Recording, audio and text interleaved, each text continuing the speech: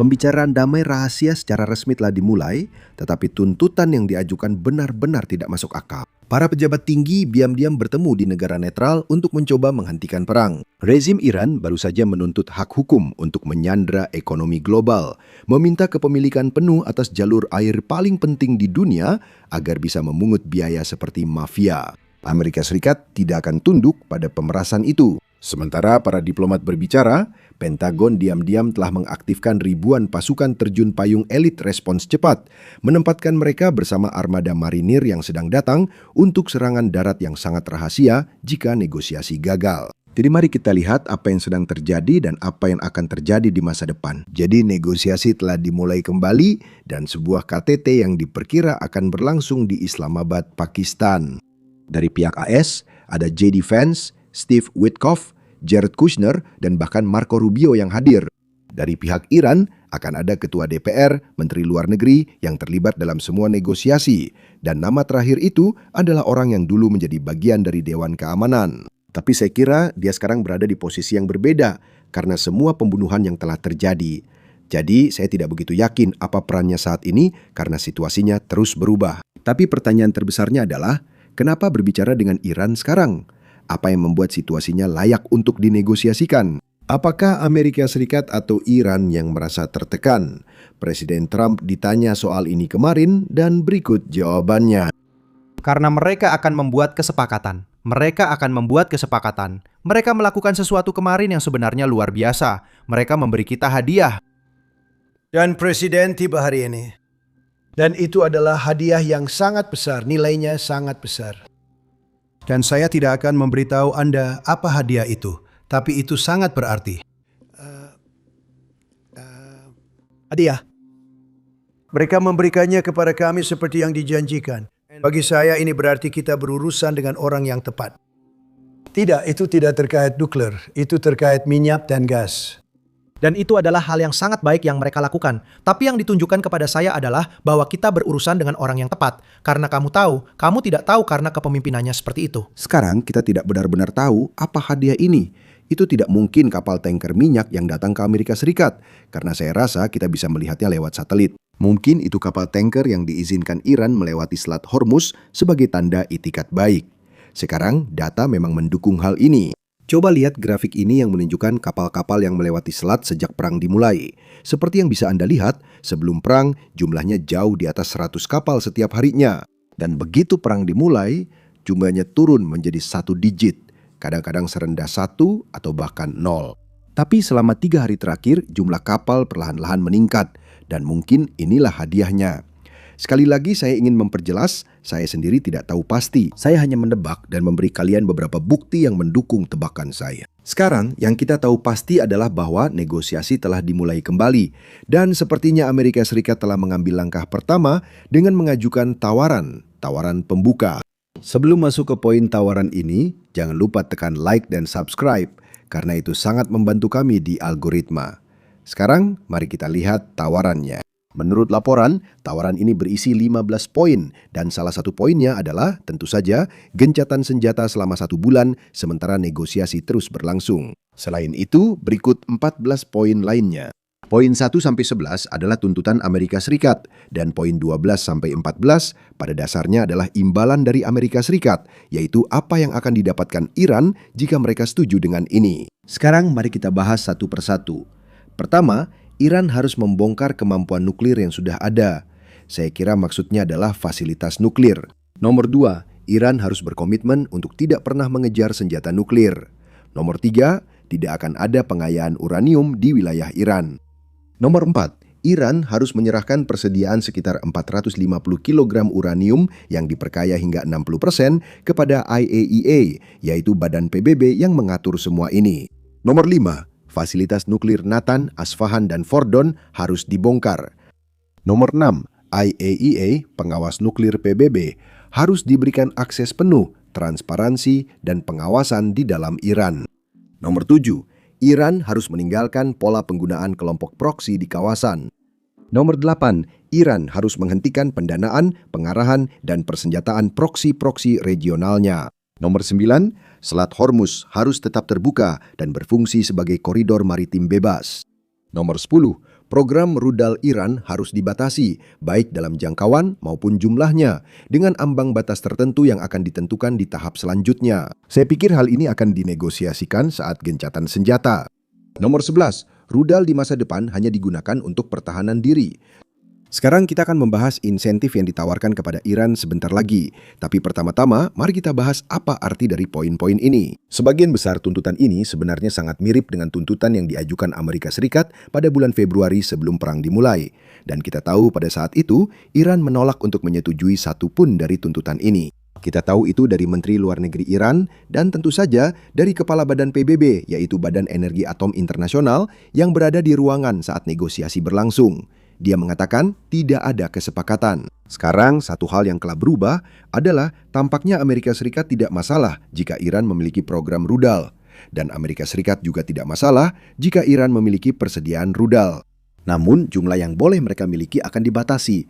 Mungkin jumlahnya akan menjadi 1.000 rudal yang dapat disimpan Iran dalam persediaannya. Dan mereka hanya boleh menggunakannya untuk membela diri. Berdasarkan ingatan saya, hanya itu yang tampaknya berubah. Sekarang mari kita lihat apa yang didapat Iran. Iran akan menerima pencabutan penuh sanksi yang dijatuhkan oleh komunitas internasional. AS akan membantu Iran dalam mengembangkan program nuklir sipilnya, termasuk pembangkit listrik di fasilitas nuklir Bushehr. Mekanisme yang disebut snapback yang memungkinkan pemberlakuan kembali sanksi secara otomatis jika Iran tidak mematuhi akan dihapuskan. Sekarang, sejujurnya, ini bukanlah insentif baru. Ini adalah sesuatu yang sudah ditawarkan AS Serikat bahkan sebelum perang dimulai, dan mereka masih menawarkannya saat ini. Jadi jika Anda bertanya pendapat jujur saya, kemungkinan Iran menerima ini sangat-sangat kecil. Tapi inilah yang harus kita ingat. Ini adalah tawaran pembuka dalam negosiasi. Dan inilah alasan mengapa orang-orang akan bertemu untuk mencari tahu secara pasti apa yang akan disetujui Iran dan apa yang akan disetujui Amerika Serikat. Sekarang, meskipun apa yang Anda dengar di Twitter atau media sosial lain, Iran sebenarnya sedang bernegosiasi dan terlibat dengan tawaran ini. Mereka tidak setuju, tapi tetap menanggapi. Ini dari New York Times, menyebut Teheran berkomunikasi dengan Washington meski Iran membantah negosiasi. Itu penting untuk diingat teman-teman. Kami sudah pernah menyampaikan hal ini, namun orang-orang tetap tertipu.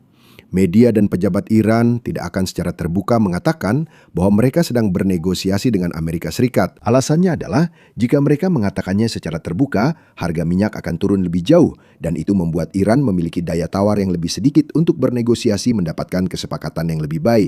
Semakin tinggi harga minyak, peluang Iran mendapatkan sesuatu yang memuaskan bagi mereka semakin besar. Jadi, bahkan jika mereka sedang bersiap untuk menandatangani semacam kesepakatan di masa depan, itu bukan intinya sekarang. Tapi misalkan di masa depan mereka bersiap untuk menandatangani semacam kesepakatan. Mereka tidak mengaku siap menandatangani kesepakatan karena tak ingin harga minyak turun terlalu rendah. Inilah alasan mengapa media Iran secara terbuka membantah dengan mengatakan bahwa Iran tidak sedang bernegosiasi, karena itu memang demi kepentingan mereka untuk terus menyangkal sampai detik-detik terakhir. Namun, meskipun demikian, Wall Street Journal tetap melaporkan tuntutan Iran ketika memasuki negosiasi. Jadi, ini semacam tawaran awal dari pihak Iran. Mereka masih menuntut penutupan semua pangkalan Amerika di Teluk dan ganti rugi atas serangan yang terjadi pada infrastruktur Iran. Selain itu, dan ini mungkin yang paling mengejutkan, Iran ingin memberlakukan kerangka hukum baru di Selat Hormuz. Artinya, Iran ingin memungut biaya dari kapal-kapal yang melintas di jalur perairan tersebut. Seperti yang dilakukan Mesir untuk terusan Suez, atau seperti yang dilakukan Panama untuk terusan Panama. Namun, perbedaannya di sini adalah kedua hal itu berupa terusan, dan negara-negara tersebut benar-benar membiayai pemeliharaannya. Dan selain itu, terusan-terusan itu dibangun di wilayah Panama atau di wilayah Mesir. Selat Hormuz tidak seperti itu. Itu adalah jalur perairan internasional. Jadi, ini adalah sesuatu yang kemungkinan besar tidak akan pernah disetujui oleh Amerika Serikat. Dan ini adalah salah satu poin di mana saya bisa melihat pasukan darat dikerahkan jika Iran tidak mau mengalah dalam hal ini. Tapi sekali lagi, penting untuk diingat bahwa ini hanyalah tuntutan awal dari Iran. Tuntutan Iran lainnya termasuk jaminan bahwa perang tidak akan dihentikan dan penghentian serangan Israel terhadap Hizbullah. Selain itu, Iran ingin semua sanksi dicabut. Itu adalah sesuatu yang sudah lama mereka minta. Dan sebenarnya, AS menawarkan hal itu jika Iran setuju dengan tuntutan AS. Dan terakhir, Iran ingin mempertahankan program misilnya tanpa batasan apapun. Jadi mereka tidak ingin ada batasan pada jangkauan atau jumlah misil yang bisa mereka miliki. Itu berarti, berdasarkan laporan awal, sepertinya tidak banyak yang berubah dalam hal tuntutan dari kedua belah pihak. Kedua pihak mengajukan tuntutan, yakin akan menang. Sekarang, Anda bisa menentukan siapa yang menang dan siapa yang tidak. Baru satu pemimpin tertinggi yang dibunuh, namun ini tetap tuntutan awal. Presiden Trump bahkan ditanya soal ini, kenapa sekarang bernegosiasi dengan Iran? Apa yang membuat Amerika Serikat percaya pada Iran, padahal kepercayaan itu sebelumnya tidak ada, katakanlah 5 minggu yang lalu? Nah, dengarkan ini. Apa titik balik yang membuat Anda ingin mengupayakan gencatan senjata? Beberapa hari lalu, Anda ingin membombardir Iran, kini ingin pembicaraan damai. Apakah ada sesuatu yang terjadi? Mereka berbicara kepada kami dan terus melakukannya sejak itu. Ingat, semua berawal dari larangan mereka punya senjata nuklir. Seperti yang saya bilang kemarin, apa 10 teratas yang mereka sebutkan? Saya katakan nomor 1, 2, dan 3, mereka dilarang punya senjata nuklir. Mereka tidak akan punya senjata nuklir dan kita sedang membahasnya. Saya tidak ingin mengatakannya lebih dulu, tapi mereka sudah setuju bahwa mereka tidak akan pernah memiliki senjata nuklir. Mereka sudah setuju dengan itu. Bagaimana pendapatmu tentang mantan kepala patroli perbatasanmu? Sekarang penting untuk dicatat, omong-omong, Iran sudah mengatakan bahwa mereka tidak mengejar senjata nuklir selama beberapa dekade. Masalahnya bukan pada kata-kata mereka, tapi pada tindakan mereka. Tindakan mereka tidak sejalan dengan pernyataan publik atau kesepakatan nuklir yang telah ditandatangani. Itulah mengapa diperlukan cara ketat untuk memeriksa tindakan Iran dan kejujurannya. Sekarang kita beralih. Fokus pada rezim Iran, tampaknya kesediaan mereka untuk bernegosiasi mungkin lebih berkaitan dengan persediaan rudal mereka yang sebenarnya mulai menipis daripada keinginan mereka untuk melepaskan ambisi nuklir. Menurut Daily Mail, Iran mungkin hanya memiliki sekitar 1.000 rudal yang tersisa yang telah digunakan untuk membombardir wilayah itu. Sekarang, penting diingat, mereka masih punya drone Shahed yang jumlahnya mungkin hampir 100.000 unit. Dan drone ini jauh lebih mudah diproduksi massal, bahkan saat perang berlangsung. Jadi itu adalah sesuatu yang bisa mereka lakukan untuk waktu yang sangat lama. Namun ketika berbicara tentang rudal, terutama rudal balistik, persediaannya semakin menipis. Dan itu juga bisa kita lihat dari peluncuran yang berasal dari Iran. Lihat saja peluncuran yang menargetkan UEA. Di awal perang jumlahnya banyak, tapi sejak saat itu trennya menurun. Sekarang ada juga teori yang mengatakan bahwa Iran telah menyimpan rudal karena mereka ingin mempertahankan tingkat serangan yang rendah ini dalam waktu yang sangat lama. Dengan begitu, mereka dapat terus menekan ekonomi global. Sejujurnya, mungkin memang ada benarnya. Karena baru minggu lalu ketika kita melihat Israel menyerang ladang gas Iran, Iran langsung membalas dengan menyerang ladang gas Qatar yang tentu saja tidak masuk akal. Tapi selama serangan itu, serangan Iran, kita melihat mereka menggunakan rudal yang sebelumnya jarang mereka gunakan. Dan kita juga melihat mereka meningkatkan jumlah rudal yang mereka gunakan untuk serangan itu. Jadi mungkin ada pertimbangan internal di kalangan pimpinan Iran yang memutuskan bahwa, hey, kita akan menjaga serangan tetap rendah. Dengan cara itu, kita bisa merespons jika terjadi eskalasi di masa depan. Salah satu risiko strategi ini adalah mereka bisa kehilangan rudal saat rudal masih di kota rudal atau bunker bawah tanah. Jika jet-jet Israel atau jet-jet Amerika menemukan lokasi pasti peluncur rudal atau rudal yang disembunyikan, mereka akan menghancurkannya sebelum Iran memiliki kesempatan untuk menggunakannya. Dan itu adalah sesuatu yang telah dihadapi Iran sejak perang ini dimulai, karena jet-jet Amerika pada dasarnya mendominasi wilayah udara Iran. Meskipun semua ini, tampaknya televisi pemerintah Iran berani melontarkan ancaman yang militer Iran sendiri terlalu takut untuk menjalankannya. Kemarin, televisi pemerintah mengancam Uni Emirat Arab dan Bahrain dengan invasi besar-besaran. Saya serius mengatakan itu, bukan bercanda. Silakan dengarkan sendiri. Melayani rakyat ketemu. Izinkan saya memberitahu rakyat kita yang terhormat ini. Ketika berbicara tentang pantai dan operasi pesisir, Angkatan Bersenjata Iran sepenuhnya siap. Jika Amerika melakukan kesalahan apapun di wilayah ini, kami akan merebut garis pantai Bahrain dan UEA. Latihan besar-besaran juga telah dilakukan terkait hal ini. Latihan yang melibatkan operasi di pesisir UEA dan Bahrain ada dalam agenda Angkatan Bersenjata kami dengan cara yang akan mengubah perhitungan. Koordinat dan detailnya biar nanti saja. Kami akan mengubah perhitungan sedemikian rupa untuk memberikan respons yang akan membuat musuh menyesalinya. Mungkin bisa dibilang mereka menjaga opsi mereka tetap terbuka jika negosiasi gagal. Ya, Amerika Serikat juga melakukan hal yang sama. Kemarin kami mendapat laporan bahwa Pentagon sedang bersiap untuk mengerahkan 3.000 pasukan di Iran dari Divisi Lintas Udara ke-82 yang elit. Ini adalah salah satu pasukan respons cepat paling utama yang dimiliki Amerika Serikat. Dan mereka memiliki kemampuan untuk mengerahkan 1 batalion yang kira-kira berjumlah 1.000 pasukan dalam 18 jam.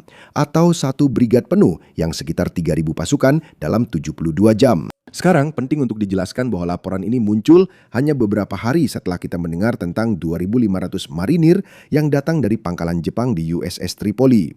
Mereka saat ini sedang berlayar ke Timur Tengah. Mereka seharusnya tiba di sana mungkin minggu depan. Jadi, ini akan memberi kita lebih banyak kekuatan tempur jika Amerika Serikat ingin menyerang Pulau Karg. Pulau milik Iran yang sangat penting bagi IRGC, karena pada dasarnya itulah yang mendanai, Anda tahu, pengeluaran mereka. Itulah tepatnya alasan mengapa ISS percaya, atau setidaknya seperti yang kita lihat dari beberapa laporan, bahwa ISS percaya jika kita mengambil alih pulau ini, kita bisa memberikan lebih banyak tekanan pada rezim Iran untuk membuka Selat Hormuz. Jadi, jika negosiasi gagal, itu adalah sesuatu yang perlu diperhatikan. Tentu saja kami akan terus memberikan pembaruan kepada kalian. Jadi, jangan lupa tekan tombol subscribe. Kami juga menerima lebih banyak laporan dari New York Times yang menyebut pemimpin Arab Saudi Mohammed bin Salman mendorong Trump melanjutkan perang meski ada serangan ke negaranya. Kalian lihat, cara Arab Saudi memandang seluruh situasi ini adalah sebagai kesempatan bersejarah untuk membentuk kembali kawasan tersebut dan menjadikannya tempat yang lebih aman. Saya yakin beberapa dari kalian sudah tahu, Arab Saudi dan Iran memang tidak akrab sejak awal, bahkan sebelum perang ini. Dan sekarang ketika Iran benar-benar menargetkan warga Arab Saudi, infrastruktur Arab Saudi, dan kilang minyak Arab Saudi, ya sangat mudah membayangkan kenapa Arab Saudi begitu marah dan kenapa mereka ingin rezim Iran tumbang. Sekarang yang mengejutkan adalah Presiden Trump sebenarnya ditanya tentang laporan ini dan dia semacam mengkonfirmasinya. Tidak secara langsung, tapi secara tidak langsung. Coba dengarkan saja. Arab Saudi, apa yang Anda dengar soal Arab Saudi? Saya dengar Anda sudah berbicara dengannya dan dia mendorong Anda melakukan hal-hal tertentu terkait Iran. Bisakah Anda jelaskan bagaimana dia bisa disebut seorang pejuang? Benar, dia memang seorang pejuang. Dia berjuang bersama kami omong-omong. Arab Saudi sangat baik dan Uni Emirat Arab juga sangat baik. Dan saya akan memberitahu Anda, Qatar luar biasa. Sekarang, sudut pandang lain dalam seluruh cerita ini yang banyak orang, termasuk saya sendiri, lewatkan adalah bahwa Iran seolah-olah menyerang negara-negara berdasarkan perbedaan sektarian dalam Islam. Anda lihat, Iran adalah negara dengan mayoritas Syiah, sementara Iran menyerang semua negara seperti UEA, Arab Saudi, Bahrain yang mayoritas Sunni dalam kepercayaan Muslim. Ini adalah sesuatu yang berisiko mengubah orientasi kawasan setelah perang ini menurut garis-garis sektarian. Sekarang saya jujur saja, saya bukan ahli dalam semua ini. Ada cuplikan dari Profesor Michael Clark yang menjelaskan semuanya. Silakan dengarkan. Faktanya, semua pihak di Timur Tengah harus menilai kembali politik dan kebijakan keamanan mereka. Dan ketika penilaian ulang itu terjadi, ini akan menjadi sangat menarik dan penting. Perbedaan antara umat Syiah dan Sunni dalam agama Islam. Ada sekitar 2 miliar umat Muslim di dunia. Sekitar 10 atau 15% dari mereka beragama Syiah, bukan Sunni. Namun sebagian besar dari 10 atau 15% itu terkonsentrasi di Timur Tengah. Jadi batas-batas ini bisa sangat tegas. Perbedaan Muslim Syiah dan Sunni sangat signifikan dan keduanya pernah saling bertempur dengan kekerasan di masa lalu. Jika Anda memikirkannya seperti ini, Iran adalah blok pemimpin dari agama Syiah dan Arab Saudi adalah pemimpin dari agama Sunni. Dan keduanya merupakan masyarakat yang saling bersaing dalam hampir setiap arti kata. Kelihatannya dramatis jika dilihat sebagai blok negara. Tapi jika kita memikirkannya dalam hal populasi, di mana orang tinggal, tampilannya sedikit berbeda. Karena di Arab Saudi populasinya jauh lebih tersebar. Di Iran jauh lebih terkonsentrasi. Dan kelompok masyarakat Syiah di Timur Tengah terkonsentrasi ke arah Yaman. Sejumlah masyarakat di Turki tidak banyak di tempat lain. Dan pola semacam itu adalah pola yang akan muncul sebagai salah satu pendorong politik baru di seluruh kawasan yang entah bagaimana akan terbentuk ketika perang ini suatu saat berakhir.